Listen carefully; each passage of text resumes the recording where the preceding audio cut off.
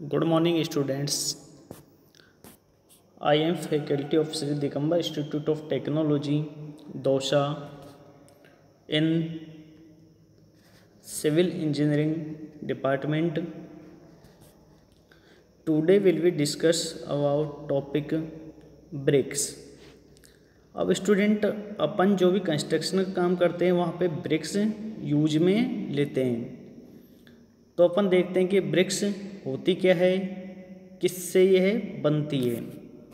तो सबसे पहले देखते हैं अपन bricks are small rectangular blocks that can be used to form part of building, typically their walls.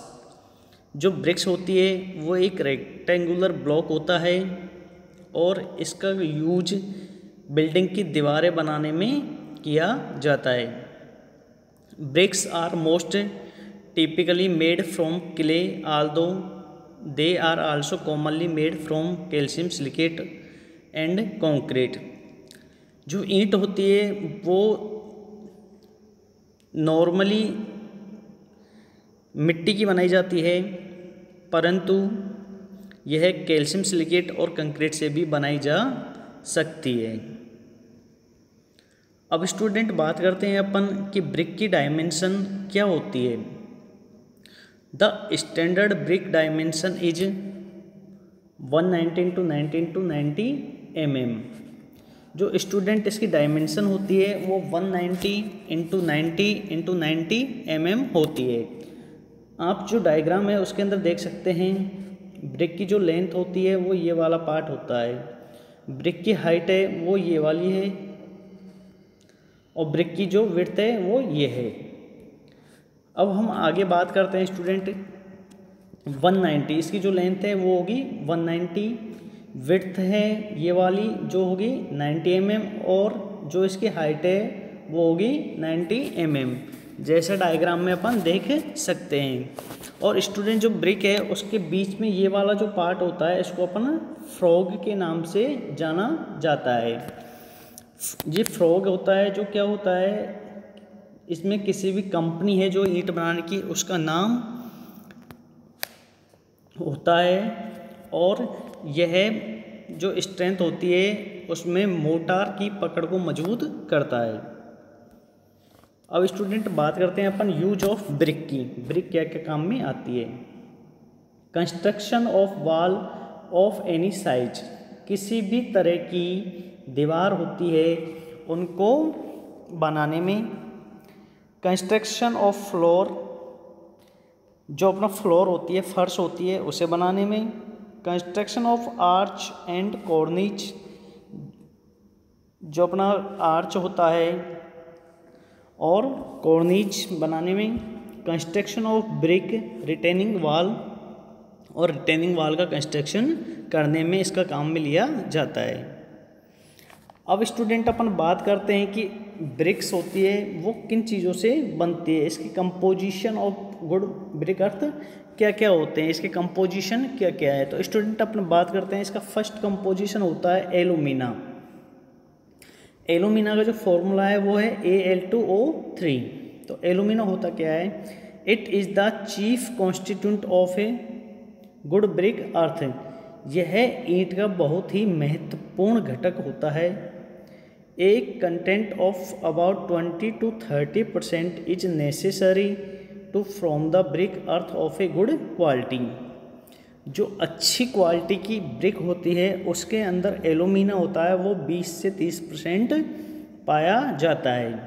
It impact plasticity to the earth so it help in the moulding of the brick earth. इसको मिलाने से ईंट के अंदर plasticity आ जाती है और यह जो मोल्ड होता है उसे बनाने में या उसमें डालने पर ईंट बनने में अच्छी रहती है। अब हम बात करते हैं सिलिका की। इसमें जो दूसरा अपन मिलाते हैं वो मिलाते हैं सिलिका। सिलिका का जो फॉर्मूला होता है वो होता है SiO2।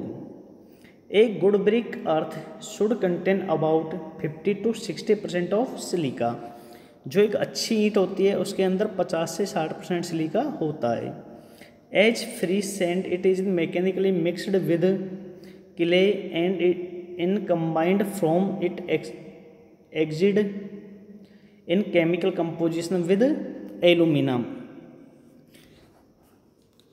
यह जो सिलिका होता है यह मुक्त रेत के रूप में होता है। यह मिट्टी के साथ साथ एल्यूमिना भी मिलता है। It exist in brick earth either from free और कंबाइंड। यह अर्थ पर कंबाइंड रूप में पाया जाता है। अब स्टूडेंट बात करते हैं अपन लाइम की। लाइम को हिंदी में अपन बोले तो चूना होता है। लाइम का फॉर्मूला होता है CaCO3। A small quantity of lime not more than 5% is desirable in good brick earth. जो अच्छी ईंट होती है उसके अंदर लाइम की जो क्वांटिटी होती है वो 5% से ज़्यादा नहीं होनी चाहिए। It should be present in a very fine state because every small particles of size of a pinhead can result in the flaking of the brick। जो चूना होता है वो बिल्कुल ही बारीक अवस्था के अंदर ईंट में मिलाया जाता है, क्योंकि इसकी जो पकड़ होती है वो बारीक चूने की ही अच्छी होती है। अब अपन बात करते हैं अगले की। आयरन ऑक्साइड है, ऑक्साइड ऑफ आयरन। इसका जो फॉर्मूला होता है स्टूडेंट वो होता है Fe2O3। It is kept below 5 to 6% because excess of it may result in the dark blue and black colour of brick. Student जो ये आयरन ऑक्साइड होता है यह ईंट के अंदर 5 से 6% से अधिक नहीं होना चाहिए, क्योंकि may result in the dark blue और black colour of the brick. यह ज़्यादा मात्रा मिलाने से ईंट का जो कलर होता है वो डार्क ब्लू या ब्लैक हो जाता है। Iron oxide performs 2 function. जो आयरन ऑक्साइड होता है वह 2 कार्य करता है। First, it helps in fusing of the sand like lime. यह मिट्टी की तरह भी चूने में मदद करता है। Second, it provides the red colour to the brick. जो अपनी ईंट होती है वो लाल जो कलर होता है वो आयरन ऑक्साइड के कारण ही उसमें होता है। तो इसके 2 कार्य हो गए स्टूडेंट्स। फर्स्ट हो गया सैंड लाइक लाइम, जो चूने में रेत की तरह काम करती है, और दूसरा हो गया red colour of the brick. ईंट के अंदर इसका कलर कैसा होता, ईंट का कलर कैसा हो जाता है, इसको मिलाने से लाल हो जाता है। अब अगली बात करते हैं अपन मैग्नीशिया। मैग्नीशिया एक येलो टिंट की तरह काम करता है। It is used to provide a yellow tint to the brick. Its content is only about 1% और लेस। जो मैग्नीशिया होता है यह इसके अंदर 1% या उससे भी कम मिलाया जाता है,